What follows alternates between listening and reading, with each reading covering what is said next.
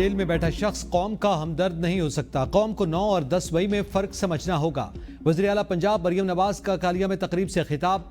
कहा, कौम को मिसाइल नहीं फितना तबाह करता है। जो फितना फसाद वालों की बातों में आया जेलों में बैठा है, उनको कोई पूछने वाला नहीं। उनके अपने बच्चे बाहर बैठे हैं, आपके हाथों में डंडे देते हैं। अगर कोई आपको कहे कि जलाओ घेराव करो, ऐसा आपने कभी नहीं करना। पाकिस्तान की सलामती और बका हमारी रेड लाइन है। मैं चाहती हूँ कि आप मुल्क के लिए बुनियादन मरसूस बने। जब कौम सीसा पिलाई दीवार बन जाए तो कोई उसे हरा नहीं सकता। पाकिस्तान ने छोटा मुल्क होने के बावजूद अपने से बड़े दुश्मन को शिकस्त दी।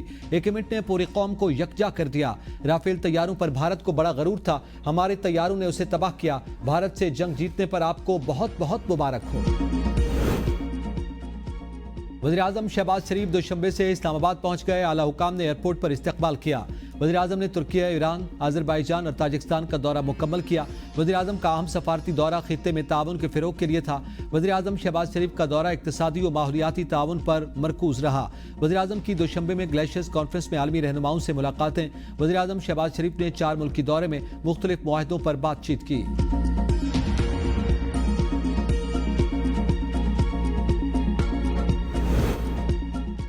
पाकिस्तान अपने हिस्से के पानी पर कोई समझौता नहीं करेगा। सिंध तास मुआहदे को मुअत्तल करने का भारतीय फैसला गैर जिम्मेदाराना और काबिल मुज़म्मत है। वज़ीर-ए-आज़म शहबाज शरीफ का दोशंबे में दो टोक मौक़िफ़ ग्लेशियर्स कॉन्फ्रेंस से खिताब में कहा, पाकिस्तान उन 10 ममालिक में शामिल है जो माहौलियाती तब्दीली से सबसे ज़्यादा मुतासिर हैं। मौसमियाती तब्दीली के बायस 2022 में तबाहकुन सैलाब का सामना किया, जिससे फसलें और इंफ्रास्ट्रक्चर तबाह हो गया। पाकिस्तान का फिजा में जहरीली गैसों का इखराज निस्फ फीसद से भी कम है। माहौलियाती तब्दीली से पाकिस्तान के ग्लेशियर्स तेजी से पिघल रहे हैं। पाकिस्तान में 13,000 ग्लेशियर्स हैं। पाकिस्तान अपने पानी का निस्फ ग्लेशियर से हासिल करता है। ग्लेशियर्स का तहफ़्फ़ुज़ हमारे लिए बहुत अहम है।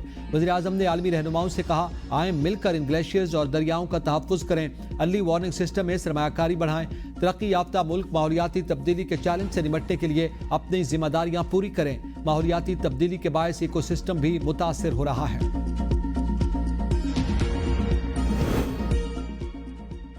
मुआशी टीम और IMF के दरमियान बजट उमूर पर वर्चुअल मुज़ाकरात आज भी जारी। मुआशी टीम ने सिफारिशात पेश कर दी। विफाकी बजट में हुकूमत तनख्वाहदार तबके को रिलीफ देने के लिए कोशा। स्लैब्स पर इनकम टैक्स में 2.5% तक कमी।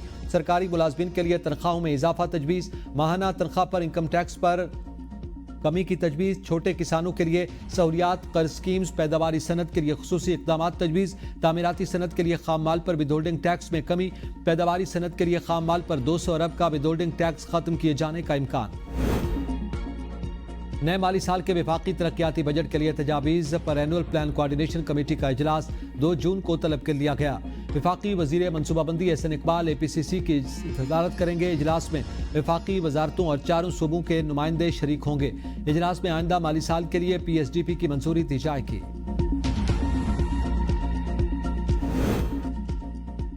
कौमी असम्बली की कायमा कमेटी बराए रेलवे वफाकी वज़ीर रेलवे हनीफ अब्बासी के इजलास में अदम शिरकत पर बरहम। कमेटी मेंबर रमेश लाल ने वफाकी वज़ीर रेलवे हनीफ अब्बासी के इस्तीफे का मुतालबा कर दिया। कहा, रेलवे के 2 वज़ीर बने हुए हैं, एक भी इजलास में शिरकत नहीं करता। सेक्रेटरी रेलवेज ने भी शिरकत नहीं की, जो कि अफसोसनाक अमल है। चेयरमैन कमेटी ने कहा, जब तक वफाकी वज़ीर रेलवे या सेक्रेटरी रेलवे मौजूद नहीं होंगे, बाकी एजेंडा टेकअप नहीं करेंगे।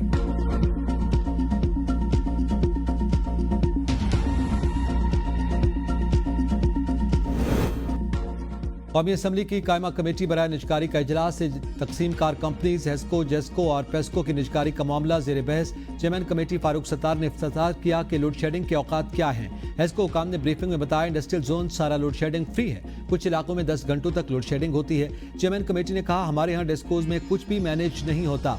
रुकने कमेटी सबा सादिक ने कहा कि हम लोगों को रिलीफ देना है, लोड शेडिंग करना बिल्कुल भी दुरुस्त नहीं। नुकसानात को कम करने के लिए लोड शेडिंग का सहारा न लें। फारूक सत्तार की लोड शेडिंग बैलेंस करने के लिए सर्दी में दौरानिया बढ़ाने की तजावीज़। इजलास में पोस्टल लाइफ इंश्योरेंस का 48 अरब रुपए के बजट का मामला भी जेर बहस। रुकने कमेटी सबा सादिक ने मामले पर ज़ेली कमेटी तश्कील देने की तजवीज़ दे दी।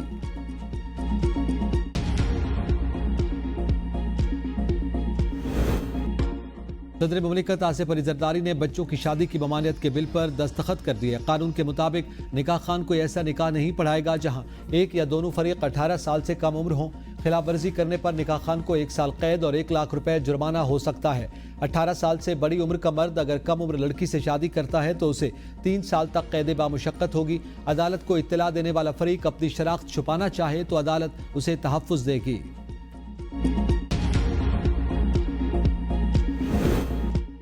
زائد المیعاد شناختی کارڈز پر جاری تمام موبائل سمز کو فوری طور پر بلاک کرنے کا فیصلہ۔ پہلے مرحلے میں 2017 یا اس سے پہلے کے شناختی کارڈز پر جاری سمز بند کی جائیں گے۔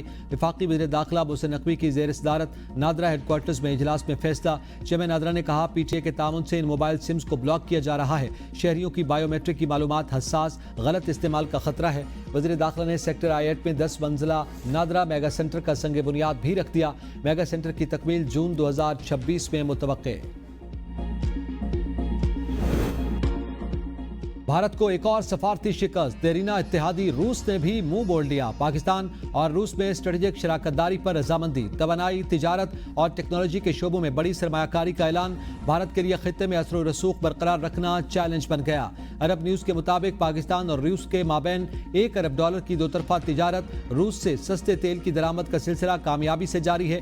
دی ڈپلومیٹ رپورٹ کے مطابق روس وسطی ایشیا سے روابط میں پاکستان کے اہم کردار کا معترف ہے۔ پاکستان اور روس کے مابین واٹر ٹریڈ کا نیا نظام بھی زیر غور ہے۔ پاکستان سٹیل ملز کے 700 ایکڑ پر جدید روسی ٹیکنالوجی سے نیا پلانٹ تعمیر کیا جا رہا ہے۔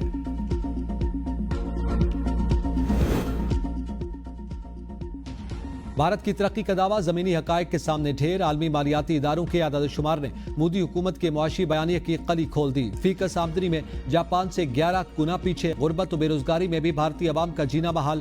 بھارت میں دولت چند امیر طبقوں تک محدود، اکثریتی آبادی غربت، بے روزگاری اور بنیادی سہولیات کی شدید کمی کا شکار۔ IMF کے مطابق قوت خرید کے حساب سے بھارت کی فی کس آمدنی جاپان سے 5 گنا کم ہے۔ اعداد و شمار سے واضح ہوا کہ جاپانی شہری اوسطاً بھارتی شہری سے 11 گنا زیادہ آمدنی حاصل کرتا ہے۔ معاشی ترقی کا ڈنڈورا پیٹنے والی مودی سرکار زمینی حقائق چھپانے میں مصروف ہے۔ بھارتی عوام کی ایک بڑی تعداد آج بھی غربت کی لکیر سے نیچے زندگی گزارنے پر مجبور۔ Once a timeline is given, not a single project that I can think of has been completed on time. So this is something where we have to look at. Why should we promise something which cannot be achieved? While signing the contract itself, some of the times we are sure that it is not going to come up. Operation sindoor نے بھارتی فوجی نظام میں موجود بد انتظامی اور corruption کو بے نقاب کر دیا۔ دفاعی معاہدے بھی کرپشن کا شکار۔ بھارتی چیف کے سنسنی خیز انکشافات۔ بیان میں AP سنگھ نے کہا ٹائم لائن کا جنازہ نکل چکا، کوئی بھی دفاعی منصوبہ کبھی بھی وقت پر مکمل نہیں ہوا، ہتھیار نہیں آتے، معاہدے صرف کاغذوں پر ہیں۔ ہم جانتے ہیں کچھ دفاعی سسٹمز کبھی آئیں گے ہی نہیں، پھر بھی معاہدے کرتے ہیں۔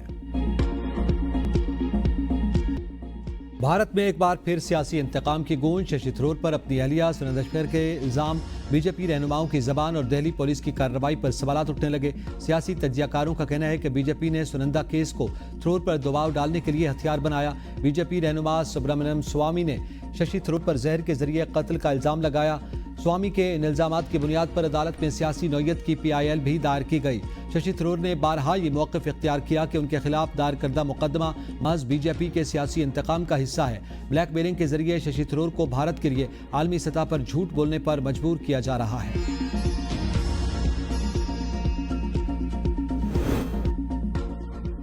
لسبیلا قومی شاہراہ پر کار اور ٹرک میں خوفناک تصادم، کار سوار 4 افراد جاں بحق افراد کا تعلق کوئٹہ سے بتایا جا رہا ہے۔ حادثہ تیز رفتاری کے باعث پیش آیا۔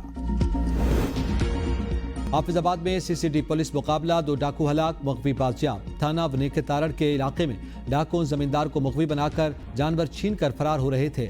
پولیس موقع پر پہنچ گئی۔ فائرنگ کے تبادلے میں ڈاکو اپنے ہی ساتھیوں کی فائرنگ سے ہلاک ہو گئے۔ زمیندار کو بازیاب کروا کر جانور برآمد کر لیے گئے ہیں۔